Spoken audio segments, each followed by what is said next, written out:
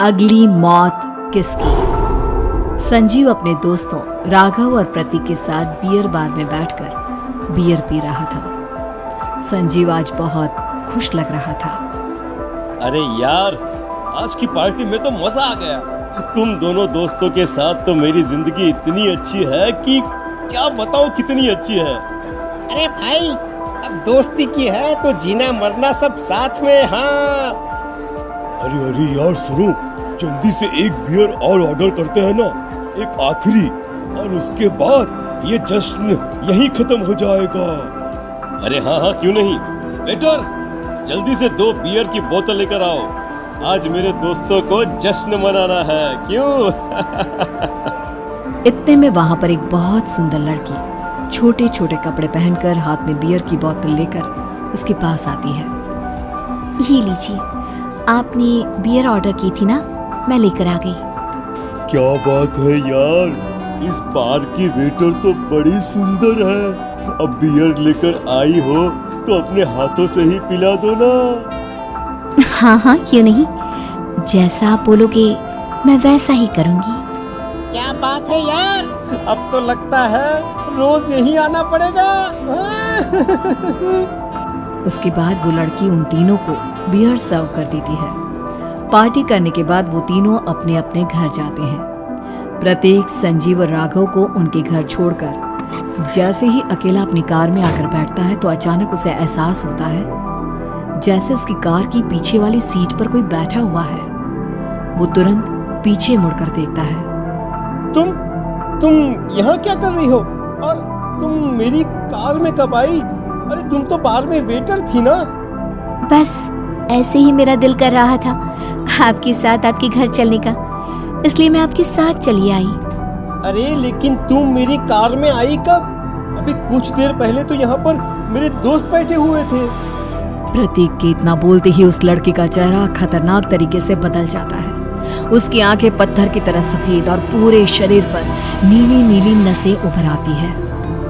गाड़ी चलाओ, पूरी स्पीड में चलाओ, और अगर तुमने गाड़ी रोकने की कोशिश भी की तो मुझसे बुरा कोई नहीं होगा। डर की वजह से प्रतीक के पसीने छूटने लगते हैं। उसका शरीर बुरी तरह से कांप रहा था। प्रतीक बिना कुछ सोचे समझे कार को फुल स्पीड से चलाना शुरू करता है। चलते चलते वो शहर से दूर एक पहाड़ी पर पहुंच जाता है और सामने अब सिर्फ पहाड़ी का किनारा दिख रहा है, जिसे देख प्रतीक घबराकर अचानक से कार को ब्रेक लगाता है। देखो, मुझे छोड़ दो मुझे। अगर मैंने गाड़ी जरा सी भी आगे बढ़ाई तो हम दोनों नीचे गिरकर मर जाएंगे। ये तो तुम्हें पहले सोचना चाहिए था ना। अब कुछ नहीं हो सकता।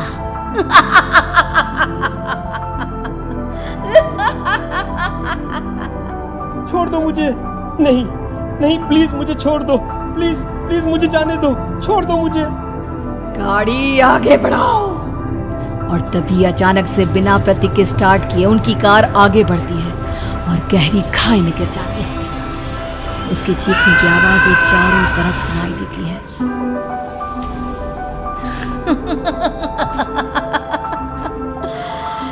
तुझे मारकर मेरे कलेजे में जल रही आग को थोड़ी शांति तो मिल गई, लेकिन अभी ये कहानी खत्म नहीं हुई। और फिर अगले दिन राघव और संजीव को पता चलता है कि प्रतीक की पहाड़ी से नीचे गिरकर मौत हो गई। अरे कल रात की तो बात है यार, हम सब बैठकर पार्टी कर रहे थे, लेकिन मेरी एक बात समझ में नहीं आ रही। राघव शहर से इतना बाहर उस पहाड़ी पर इतनी रात को क्या करने गया था?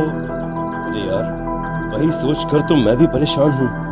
हम दोनों को छोड़ने के बाद तो वो सीधा अपने घर जाने वाला था, और वो आत्महत्या क्यों करेगा भाई? कल रात तक वो कितना खुश था, हमारे साथ सेलिब्रेट कर रहा था। हाँ, लेकिन पुलिस ने तो यही कहा है कि प्रतीक ने अपनी कार को जानबूझकर पहाड़ी से नीचे गिरा दिया और आत्महत्या कर ली। अरे यार संजीव, मेरी तो कुछ भी समझ में नहीं आ रहा है। चल ठीक है, अब मैं अपने घर जाता हूँ। Okay bye. राघव अपने घर में अकेला था। दोपहर का वक्त था। तभी दरवाजे की घंटी बजी। कौन है? अरे 1 मिनट रुको, अभी आता हूँ। राघव ने जैसे ही दरवाजा खोला उसने देखा कि सामने एक बहुत खूबसूरत लड़की खड़ी हुई है। कौन है आप और यहाँ किससे मिलने आई है? देखिए ना, बाहर बारिश शुरू हो गई थी, मेरी गाड़ी खराब हो गई है। आपका घर नजर आया तो सोचा कुछ हेल्प ले लेती हूँ। क्यों नहीं, आइए ना, आइए आइए। मेरे कपड़े पूरे भीग चुके हैं, क्या आपके पास टॉवल मिलेगा प्लीज? राघव अपने बाथरूम से एक टॉवल लाकर उस लड़की को देता है। थैंक यू सो मच, अब मैं चलती हूँ। अरे इतनी क्या जल्दी है? आप चाहे तो बारिश रुकने तक यहाँ पर रुक सकती हैं। हाँ। लड़की ने पलटकर राघव की तरफ देखा। नहीं, मुझे जाना होगा, मेरा काम बाकी है। और वो वहां से चली गई। उस लड़की के जाने के बाद राघव अपने बाथरूम में नहाने के लिए गया और जैसे ही उसने बाथरूम में देखा तो उसका टॉवल वहीं पर लटका हुआ था। उसने टॉवल हाथ में लिया तो देखा कि उसका पूरा टॉवल खून के धब्बों से सना हुआ है। अरे अरे ये क्या? ये टॉवल तो मैंने उस लड़की को दे दिया था। ये वापस मेरे बाथरूम में कैसे आ गया? और इस पर ये खून के धब्बे कहां से आ गए? राघव ने आईने में देखा तो उसकी गर्दन पर एक बड़ा सा चाकू का कट लगा हुआ था जिससे खून बह रहा था, जिसे देख राघव के होश उड़ गए। हाँ, अरे ये क्या? मेरी गर्दन इतनी ज्यादा कटी हुई है और मुझे दर्द भी नहीं हो रहा है। ये क्या हो रहा है मेरे साथ? राघव घबराकर बाथरूम से बाहर आया और अपना मोबाइल उठाकर उसने संजीव को फोन लगाया। संजीव जल्दी से मेरे पास आ जाओ। मुझे लगता है कुछ बहुत बड़ी गड़बड़ है, जल्दी आ जाओ। उधर से आवाज आई, लेकिन वो आवाज संजीव की नहीं बल्कि एक लड़की की थी। कुछ अजीब नहीं हुआ है, बस तुम्हारी मौत तुमसे मिलने आई थी और तुम्हें मारकर चली गई।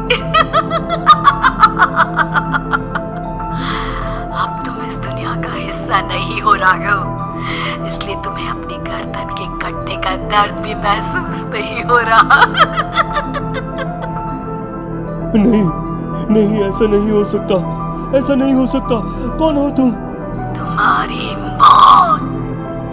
अब संजीव के पास खबर पहुंचती है कि राघव ने अपने ही घर में चाकू से गर्दन काटकर आत्महत्या कर ली।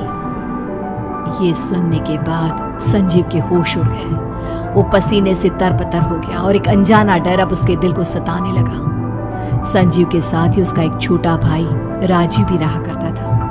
अपने भाई को इस तरह परेशान देखकर राजीव उसके पास आया। अरे भैया, क्या हुआ भैया? आप इतने घबराए हुए क्यों लग रहे हैं? प्रतीक और राघव की मौत, मेरा मतलब मेरे कुछ समझ में नहीं आ रहा भाई। अचानक से मेरे दोनों दोस्तों ने आत्महत्या क्यों कर ली? अरे वो तो मेरी भी समझ में नहीं आ रहा है भैया। हाँ, हो सकता है कि कोई परेशानी होगी और इसीलिए उन्होंने ऐसा किया होगा। हाँ, लेकिन दोनों की जिंदगी में एक साथ परेशानी और दोनों का इतनी खतरनाक तरीके से आत्महत्या करना, कहीं ऐसा तो नहीं मैं भी मर जाऊंगा? अरे आप ऐसी बातें क्यों कर रहे हैं भैया?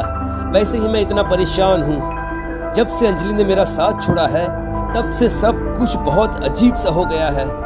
रोज रात को डरावने सपने आते हैं।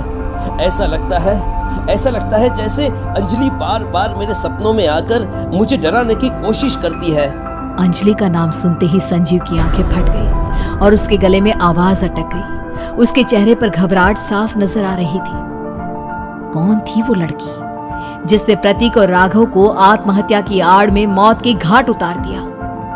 और कौन थी अंजलि जो बार बार राजीव के सपनों में आकर उसे डरा रही थी?